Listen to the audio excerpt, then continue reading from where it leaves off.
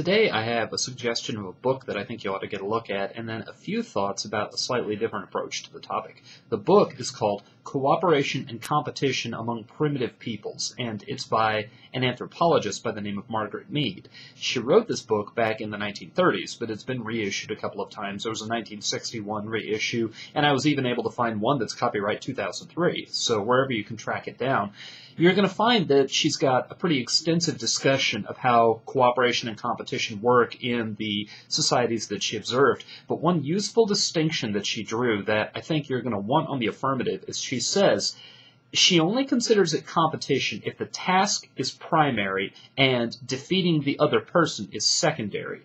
If the person's chief objective is to defeat another person, she doesn't call that competition, she calls it rivalry. So let's say that you are a sprinter and Bob is also a sprinter, and really you do it just because you hate Bob and you want to put Bob in his place, and if you can run faster than Bob, you know that he'll be really bothered by that, so you think, yeah, let me get out there and get Bob.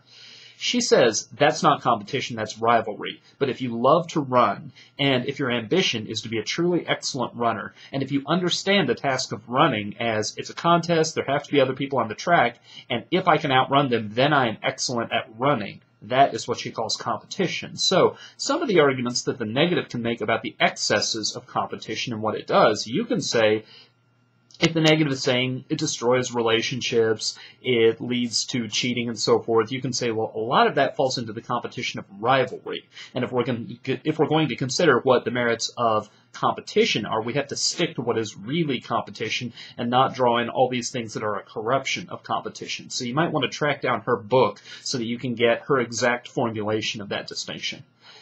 Speaking of sports, that's an approach to the topic that I haven't talked that much about, but it's one that I want to talk about a little bit today. I think there are a few angles on debating this topic and using sports as kind of your orientation or your set of illustrations. And the first thing I would say is, I think that the way you defend it as an affirmative approach to the topic, as narrowing the topic down to talk about sports, and if I were you, I would talk about pro sports and not about amateur sports or not about school sports, kids sports, anything like that. Stick to professional sports. Here's the way I would make the argument. I would say, when researchers want to study something, like if they want to study cancer, they don't stand out on the street and watch people go by and guess who has cancer and then try to guess by looking at them real quickly before they walk on down the street whether they're healthy or not, what kind of medicines might work. No. What they do is they isolate it. They don't treat it as a byproduct. They don't look at it mixed in with a lot of other factors. They'll take a biopsy of the cancer cell and put it under the microscope and test it with different substances and so forth in a lab setting. Well, why am I going on and on about this? Because I think you can make the argument that if we're going to talk about excellence in almost every other area of human endeavor, we recognize excellence after the fact. But it is not our goal to try to achieve excellence, but the one realm of human activity where achieving excellence is the whole reason that the activity is commenced is professional sports. And there's always a winner, there are always awards to be given, and the whole reason they're out there is to follow a certain set of rules and to play a certain game and to excel. And you might even be able to narrow it further and say that your example is just the Olympics. And say, you can even find, I think, in some of their founding documents that their purpose for existing is to drive people to excellence. So you can say this is an especially appropriate test of what it is that achieves excellence, because it is an area that gives ground to both sides. You can talk about competition, but you can also talk about cooperation.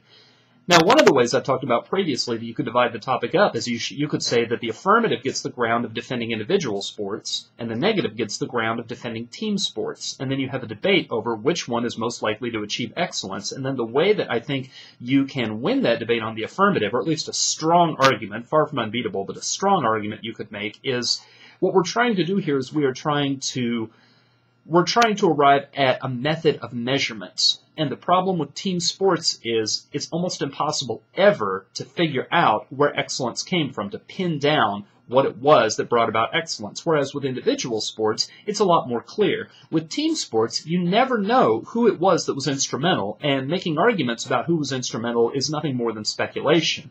There will be people who were on the team who sat on the bench the whole time, and they can claim that they were part of an excellent team, but that's misleading, and that is in some ways distorted, because it may be that a couple of members did all the work and produced all the excellence, or it could be the chemistry between all the members, and it's the kind of thing that it's almost impossible ever to know. But in individual sports, if we're talking about tennis, or if we're talking about golf, or if we're talking about track and field, and I'm not talking relays, but I'm talking just sprinting and events like that, then the person who wins, you know what happens. You know which athlete was excellent. You could pin it right down, so the measurement is very precise.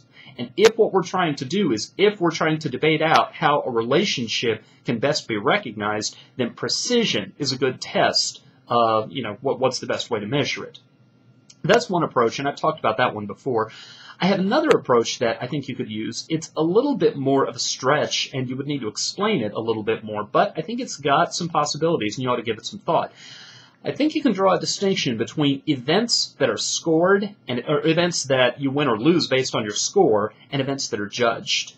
So, I think you could say on the one hand, there is baseball, there is basketball, there is football, where the winner is the one who has the higher score, or there are swim meets, there are sprints, where the winner is the one who has the shortest time, and you can measure from start to finish how long it took him to complete the course and just compare the times. That's how you know who the winner was. Now contrast that to things like figure skating or even boxing, which if there's not a knockout, then there will be points allotted by the judges for punches landed and so forth. But wherever an event is judged, there's a certain amount of subjectivity entered into it. Now, how do you allot this ground over the competitive cooperative framework? I think what you could do, this is the part of the argument that's just a little bit of a stretch. I think you could say that judged events are fundamentally cooperative, because the judge has in her or his mind the criteria by which the event is measured. The judge, there's a certain amount of it that is subjective. There's the artistic content of the figure skating, although I understand that they've scaled that back and tried to make the judging as objective as possible. But still, there is the judge perceiving whether or not the athlete has met the criteria, and the athlete is trying to meet the judge's expectations, and the judge is trying to encourage that by giving a higher score to the athlete that does the best job. And I think you could say that's fundamentally cooperative. That is an approach to sports which has as its heart, at its heart, the judge and the athletes collaborating and converging toward agreement. Whereas, in events that are simply scored, in events that are scored on how fast you ran the course, or how many points you scored between the beginning and ending of the game, there is no collaboration. There is only pure competition.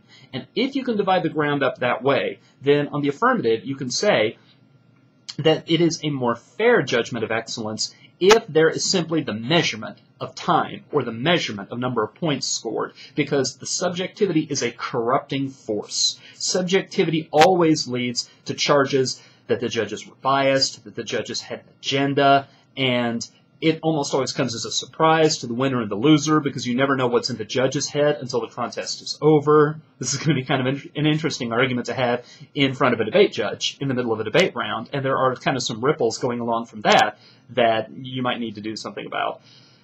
But anyway, those are ways that you can get into the debate and have just a different approach. I'm told that a lot of people are trying to put together their free market cases. I don't know. I don't think that's a very strategically wise approach to this topic. I think there are all kinds of arguments you can make on the negative against if the affirmative is saying that competition achieves excellence, and their example is the free market. I think that if you get into business writings and into business law, you're going to find that actually there are all kinds of illustrations you can use that collaborative behavior and cooperative behavior is what brings about excellence in the free market. And the purpose in U.S. antitrust law, in ensuring that the markets are competitive, really is just to keep the prices down and really to make sure that the customers benefit, that the customers have access to a lot of different kinds of products.